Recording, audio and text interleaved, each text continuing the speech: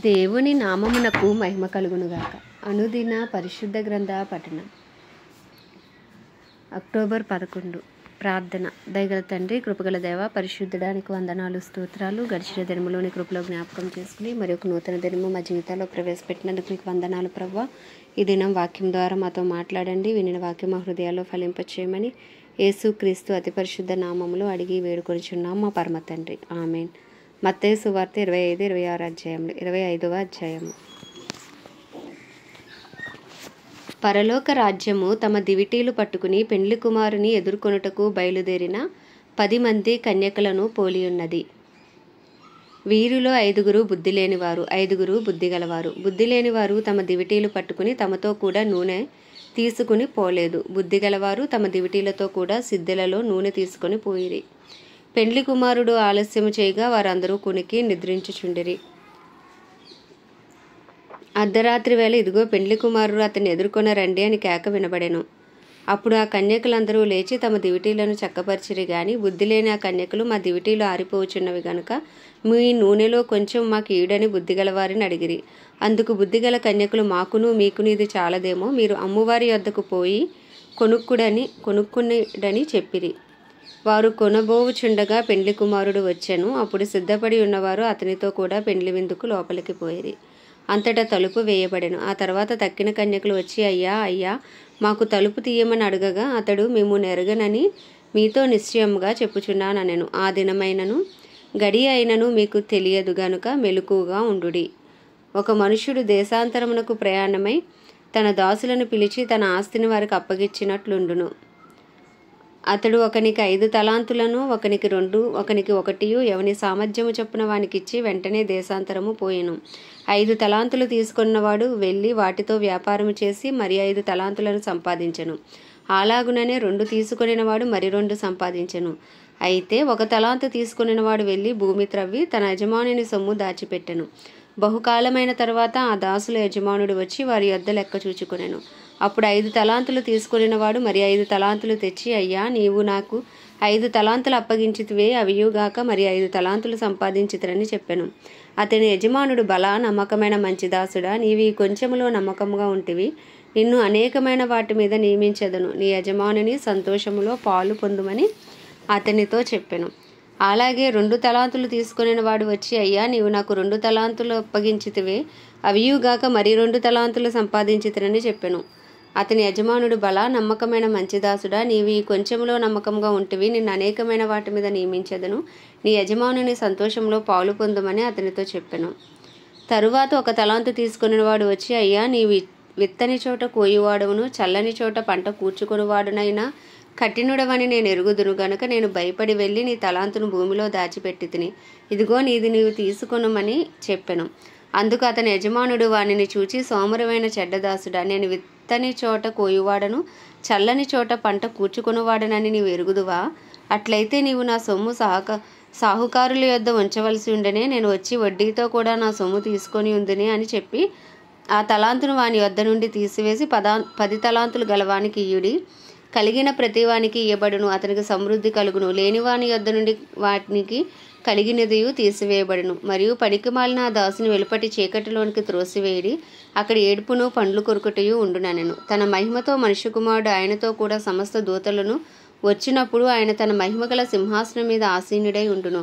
అప్పుడు సమస్త జనములు ఆయన ఎదుట పోగు చేయబడుదురు. గొల్లవాడు మేకలలో నుండి గొర్రెలను వేరుపరచినట్లు ఆయన వారిని వేరుపరచును. తన కుడివైపున గొర్రెలను ఎడమవైపున మేకలను నిలవబెట్టును. అప్పుడు రాజు తన కుడివైపున ఉన్నవారిని చూచిన నా తండ్రి చేత ఆశీర్వదింపబడిన వారులారా రండి, లోకం పుట్టినది మొదలుకొని మీ కొరకు సిద్ధపరచబడిన రాజ్యమును స్వతంత్రించుకొనుడి. నేను ఆకలి గొంటిని, మీరు నాకు భోజనం పెట్టితిరి, దప్పిగొంటిని, నాకు దాహం ఇచ్చితిరి, పరదేశినై ఉంటిని, నన్ను చేర్చుకుంటిరి, దిగంబరినై ఉంటిని, నాకు బట్టలు ఇచ్చితిరి, రోగినై ఉంటిని, నన్ను చూడవచ్చితిరి, చెరసాలలో ఉంటిని, నా యొద్దకు వచ్చితిరని చెప్పాను. అందుకు నీతిమంతులు ప్రభువా, ఎప్పుడు నీవు ఆకలిగొని ఉండుట చూచి నీకు ఆహారం ఇచ్చితిమి, నీవు దప్పిగొని ఉండుట చూచి ఎప్పుడు దాహం ఇచ్చితిమి, ఎప్పుడు పరదేశివై ఉండుట చూచి నిన్ను చేర్చుకొంటిమి, దిగంబరివై ఉండుట చూచి బట్టలిచ్చితిమి, ఎప్పుడు రోగివై ఉండుటైనను చెరసాలలో ఉండుటైనను చూచి మీ వద్దకు వచ్చితమని ఆయనను అడిగెదరు. అందుకు రాజు, మిక్కిలి అల్పులైన ఈ నా సహోదరుల్లో ఒకనికి మీరు చేసితిరి గనుక నాకు చేసితిరని నిశ్చయముగా మీతో చెప్పుచున్నానని వారితో అనును. అప్పుడు ఆయన ఎడమ వైపున ఉండి వారిని చూచి, శపింపబడిన వారలారా, నన్ను విడిచి అపవాదికిని వాని దూతలకును సిద్ధపరిచిన నిత్యాగ్నిలోనికి పోవుడి. నేను ఆకలిగొంటిని, మీరు నాకు భోజనం పెట్టలేదు. దప్పికొంటిని, మీరు నాకు దాహమియ్యలేదు. పరదేశినై ఉంటిని, మీరు నన్ను చేర్చుకొనలేదు. దిగంబరినై ఉంటిని, మీరు నాకు బట్టలియ్యలేదు. రోగినై చెరసాలలో ఉంటిని, మీరు నన్ను చూడరాలేదని చెప్పును. అందుకు వారు, ప్రభువా, మేమెప్పుడు నీవు ఆకలిగొని ఉండుటైనను, దప్పిగొని ఉండుటైనను, పరదేశివై ఉండుటైనను, దిగంబరివై ఉండుటైనను, రోగివై ఉండుటైనను, చెరసాలలో ఉండుటైనను చూచి నీకు ఉపకారం చేయకపోతామని ఆయనను అడిగెదరు. అందుకైన, మిక్కిలి అల్పులైన వీరిలో ఒకనికైనాను మీరు ఇలాగూ చేయలేదు గనుక నాకు చేయలేదని మీతో నిశ్చయంగా చెప్పుచున్నానని వారితో అనును. వీరు నిత్య శిక్షకును, నీతిమంతులు నిత్య జీవమునకును పోవుదురు. 26వ అధ్యాయం. యేసు ఈ మాటలన్నీ చెప్పి చాలించిన తర్వాత జరిగినదేమనగా, ఆయన తన శిష్యులను చూచి, 2 దినములైన పిమ్మట పస్కా పండుగ వచ్చుననియు, అప్పుడు మనుష్య కుమారుడు సిలువ వేయబడుటకి అప్పగింపబడుననియు మీకు తెలియనని చెప్పెను. ఆ సమయమున ప్రధాన యాజకులను, ప్రజల పెద్దలను, కయపా అను ప్రధాన యాజకుని మందిరంలోనికి కూడి వచ్చి, యేసును మాయోపాయము చేత పట్టుకుని చంపవలనని ఏకమై ఆలోచన చేసిరి. అయితే ప్రజలలో అల్లరి కలుగకుండునట్లు పండుగలో వద్దని చెప్పుకొనిరి. యేసు బేతనియాలో కుష్ఠరోగి అయిన సీమోను ఇంట ఉన్నప్పుడు ఒక స్త్రీ మిక్కిలి విలువగల అత్తరు బుడ్డి తీసుకుని ఆయన యొద్దకు వచ్చి ఆయన భోజనమునకు కూర్చుండగా దానిని ఆయన తల మీద పోసెను. శిష్యులు చూచి కోపపడి, ఈ నష్టం ఎందుకు? దీనిని గొప్ప వెలకు అమ్మి బీదలకి ఇయ్యవచ్చునే అనిరి. యేసు ఆ సంగతి తెలుసుకొని, ఈ స్త్రీ నా విషయమే ఒక మంచి కార్యము చేసెను. ఈమెను మీరేలా తొందర పెట్టుచున్నారు? బేదలు ఎల్లప్పుడూ మీతో కూడా ఉన్నారు, కానీ నేను ఎల్లప్పుడూ మీతో కూడా ఉండను. ఈమె ఈ అత్తరు నా శరీరం మీద పోసి నా భూస్థాపన నిమిత్తము దీనిని చేసెను. సర్వలోకమందు ఈ సువార్త ఎక్కడ ప్రకటింపబడునో అక్కడ ఈమె చేసినది ఈమె జ్ఞాపకార్థముగా ప్రశంసింపబడునని మీతో నిశ్చయంగా చెప్పుచున్నానని వారితో అనెను. అప్పుడు 12 మందిలో ఒకడు ఇస్కరియోతు యూదా ప్రధాన యాజకుల యొద్దకు వెళ్ళి, నేను ఆయనను మీకు అప్పగించిన ఎడల నాకేమి ఇత్తురని వారిని అడిగాను. అందుకు వారు 30 వెండి నాణములు తూచి వానికి ఇచ్చిరి. వాడు అప్పటి నుండి ఆయనను అప్పగించుటకు తగిన సమయము కనిపెట్టుచుండెను. పులియని రొట్టెల పండుగలో మొదటి దినమందు శిష్యులు యేసునొద్దకు వచ్చి, పస్కాను భుజించుటకు మేము నీ కొరకు ఎక్కడ సిద్ధపరచగోరుచున్నామని అడిగిరి. అందుకైన, మీరు పట్టణమందున్న ఫలాని మనుష్యుని యొద్దకు వెళ్ళి, నా కాలము సమీపమై ఉన్నది, నా శిష్యులతో కూడా నీ ఇంట పస్కాను ఆచరించదనని బోధకుడు చెప్పుచున్నాడని అతనితో చెప్పుడనెను. యేసు తమకు ఆజ్ఞాపించిన ప్రకారము శిష్యులు చేసి పస్కాను సిద్ధపరిచిరి. సాయంకాలమైనప్పుడు ఆయన 12 మంది శిష్యులతో కూడా భోజనమునకు కూర్చుండెను. వారు భోజనము చేయుచుండగా ఆయన మీలో ఒకడు నన్ను అప్పగించునని మీతో నిశ్చయముగా చెప్పుచున్నాను అనెను. అందుకు వారు బహు దుఃఖపడి, ప్రతివాడు, నువ్వు ప్రభువా, నేనా అని ఆయన అడగగా, ఆయన, నాతో కూడా పాత్రలో చేయి ముంచిన వాడెవడో వాడే నన్ను అప్పగించువాడు. మనుష్య కుమారుని గూర్చి వ్రాయబడిన ప్రకారం ఆయన పోవుచున్నాడు గాని ఎవని చేత మనుష్య కుమారుడు అప్పగింపబడుచున్నాడో ఆ మనుష్యునికి శ్రమ. ఆ మనుష్యుడు పుట్టి ఉండని ఎడల వానికి మేలని చెప్పెను. ఆయనను అప్పగించిన యూదా, బోధకుడా, నేనా అని అడుగగా ఆయన, నీవన్నట్టే అనెను. వారు భోజనము చేయుచుండగా యేసు ఒక్క రొట్టె పట్టుకుని దానిని ఆశీర్వదించి విరిచి తన శిష్యులకిచ్చి, మీరు తీసుకుని తినుడి, ఇది నా శరీరం అని చెప్పెను. మరియు ఆయన గిన్నె పట్టుకుని కృతజ్ఞతాస్తుతులు చెల్లించి వారికిచ్చి, దీనిలోనిది మీరందరూ త్రాగుడి, ఇది నా రక్తము, అనగా పాపక్షమాపణ నిమిత్తము అనేకుల కొరకు చిందింపబడుచున్న నిబంధన రక్తము. నా తండ్రి రాజ్యంలో మీతో కూడా నేను ఈ ద్రాక్షారసము క్రొత్తదిగా త్రాగు దినము వరకు ఇక్కను దాన్ని త్రాగనని మీతో చెప్పుచున్నానెను. అంతటా వారు కీర్తన పాడి ఒలీవల కొండకు వెళ్ళిరి. అప్పుడు యేసు వారిని చూచి, ఈ రాత్రి మీరందరూ నా విషయమే అభ్యంతరపడెదరు. ఏలయనగా గొర్రెల కాపరిని కొట్టుదును, మందలోని గొర్రెలు చెదిరిపోవునని వ్రాయబడి ఉన్నది కదా. నేను లేచిన తర్వాత మీకంటే ముందుగా గలిలయకు వెళ్ళేదనెను. అందుకు పేతురు, నీ విషయమే అందరూ అభ్యంతరపడినను, నేను ఎప్పుడునూ అభ్యంతరపడనని ఆయనతో చెప్పగా, యేసు అతని చూచి, ఈ రాత్రి కోడి కుయ్యక మునిపే నీవు నన్ను ఎరుగనని ముమ్మారు చెప్పెదవని నీతో నిశ్చయంగా చెప్పుచున్నానెను. పేతురు ఆయనను చూచి, నేను నీతో కూడా చావవలసి వచ్చినను నిన్ను ఎరుగనని చెప్పనెను.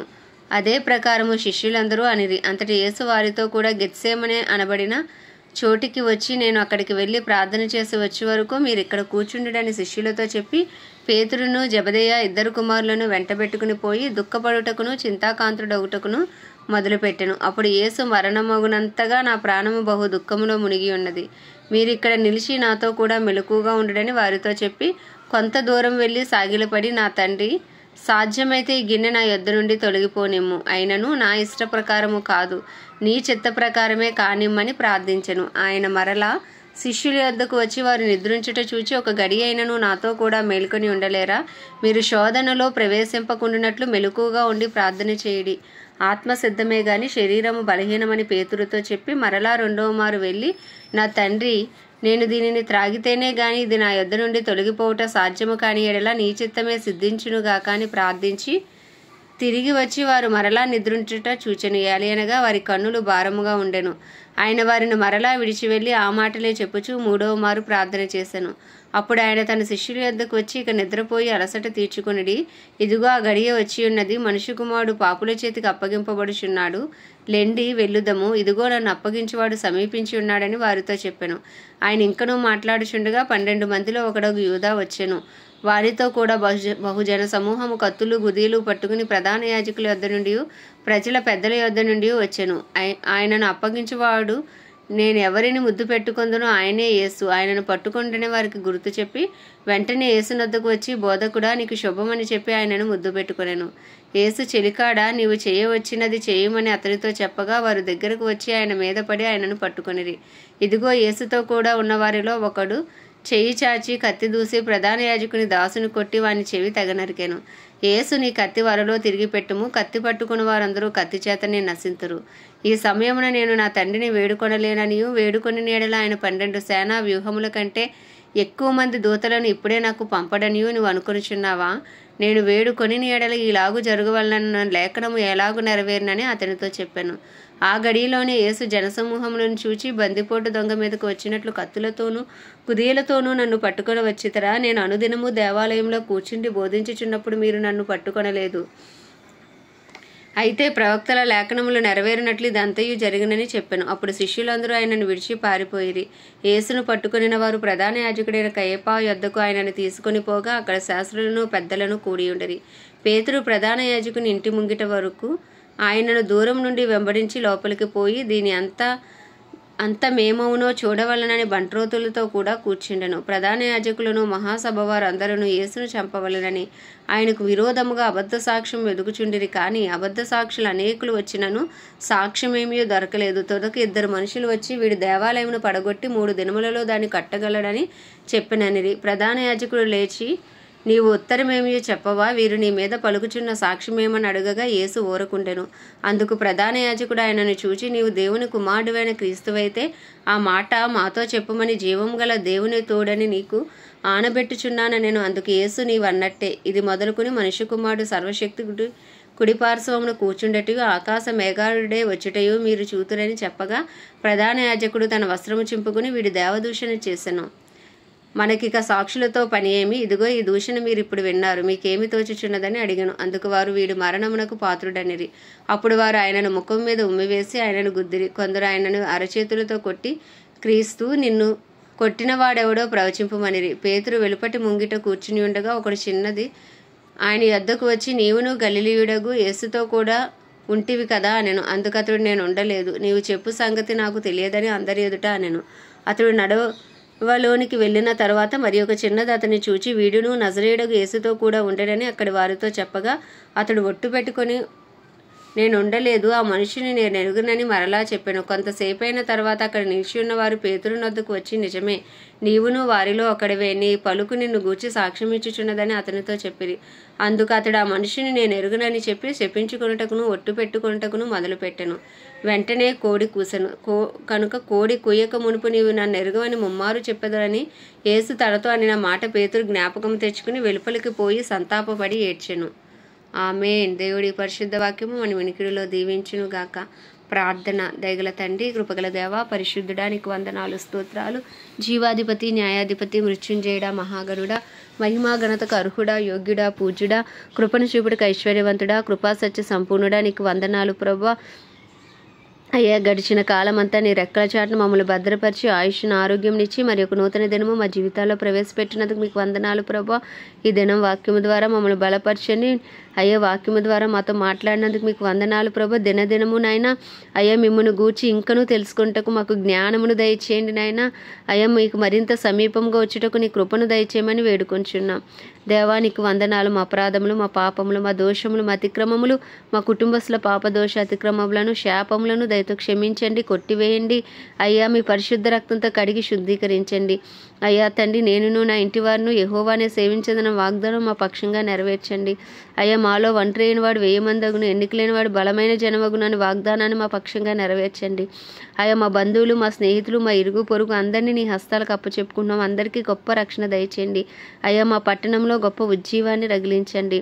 ఏ ఒక్క ఆత్మ నశించిపోకుండానట్లు నీ కృపను అనుగ్రహించండి అయ్యా నాయన. అలాగే క్రైస్తవులందరినీ జ్ఞాపకం చేసుకోండి. డినామినేషన్స్ భేదమును తొలగించండి. అందరి ఏకతాటిపైకి వచ్చే కృపను మీరు దయచేయండి. సత్యము నుండి సర్వసత్యంలోనికి నడిపించండి అయ్యా తండ్రి. డినామినేషన్స్ భేదములన్నీ యేసు క్రీస్తు నామములో తొలగిపోవునుగాక అని ప్రార్థిస్తున్నాం ప్రభు. దైవజనులందరి కొరకు ప్రార్థిస్తున్నాం. అందరికీ ఏకాత్మ ఏక మనసు దయచేయండి. ధైర్యంతో వాక్యమును బోధించి అనుకూల సమయంలో వారికి అనుగ్రహించండి అయ్యా తండ్రి. నీకే వందనాలు, స్తోత్రాలు. వారిని వారి కుటుంబాలని రక్త ప్రోక్షణ కింద నుంచి వారి అవసరతలన్నీ నీ మహిమేశ్వరంలో తీర్చమని ప్రార్థిస్తున్నాం ప్రభు. ప్రపంచ దేశంలో అన్నిటి కొరకు వాటిని పరిపాలిస్తున్న రాజులు నాయన నాయకులు వారి కింద పనిచేస్తున్న అధికారుల కొరకు ప్రార్థిస్తున్నాం. నీతి న్యాయంతో పరిపాలించకాల్సిన బుద్ధి, జ్ఞాన, వివేకములను వారికి అనుగ్రహించండి. ఇజ్రాయెల్ దేశాన్ని జ్ఞాపకం చేసుకుని ఇజ్రాయెల్ ప్రజలకు క్షేమం అనుగ్రహించి ఇజ్రాయెల్ సరిహద్దులో సమాధానం ఉంచమని, ఇజ్రాయెల్ పక్షంగా నీ చిత్తము జరిగించమని ప్రార్థిస్తున్నాం అయ్యా. ప్రత్యేకించి మా భారతదేశాన్ని హస్తాలకు అప్పచెప్పుకుంటున్నాం. భారతదేశంపై నీ కృప కలుగునుగాక. భారతదేశ ప్రజల మనోనేత్రాలు వెలిగించండి, హృదయాలు తెరవండి, రాతి గుండెలు తీసి మాంసపు గుండెలు పెట్టండి ప్రభా. సువార్త కొరకు గృహాలు తెరవండి నాయన. ఈ లోకదేవత కలుగు చేస్తున్న గుడ్డితనం నుండి విడిపించండి ప్రభా. కడవరి వర్షమే మీరు దిగిరండి, కడవరి ఉజ్జీవాన్ని రగిలించండి. ఏ ఒక్క ఆత్మ నశించిపోవటానికి ఎంత మాత్రము వీల్లేదు ప్రభా. ఎక్కడెక్కడైతేనైనా సువార్తకు విరోధంగా అయ్యా రూపించబడుతున్న ప్రతి ఆయుధం ఇప్పుడే యేసుక్రీస్తు నామములో లయపరచబడునుగాక. నిశ్చయముగా భారతదేశంలో ఒక బలమైన ఉజ్జీవం యేసు నామములో రగులు కొనుగాక అని ప్రార్థిస్తూ ఈ ఉదయకాలంలో ఈ చిన్ని ప్రార్థన మనవి నీ పాద సన్నిధికి చేర్చుకోమని యేసుక్రీస్తు అతి పరిశుద్ధ నామంలో అడిగి వేడుకొనిచున్నాం మా పరమ తండ్రి, ఆమేన్. పరలోకమందున్న మా తండ్రి, నీ నామం పరిశుద్ధపరచబడునుగాక. నీ రాజ్యము వచ్చునుగాక. నీ చిత్తము పరలోకమునందు నెరవేర్చబడుచున్నట్లు భూమి అందును నెరవేర్చబడునుగాక. మా అనుదిన ఆహారము నేడు మాకు దయచేయము. ఎలా అపరాధం చేసిన వాని మేము క్షమించిన ప్రకారం మా అపరాధములు క్షమించము. మమ్మల్ని శోధనలోకి తేక ప్రతి కీడు నుండి దుష్టుడి బారి నుండి తప్పించము. ఎందుకంటే రాజ్యము, బలము, మహిమయు నీవై ఉన్నది, ఆమేన్. ప్రభేసు రక్తమే జయం, ప్రభేసు వాక్యమే విజయం, ప్రభేసు నామంలో సంపూర్ణ విజయము కలుగునుగాక, ఆమేన్, ఆమేన్, ఆమేన్.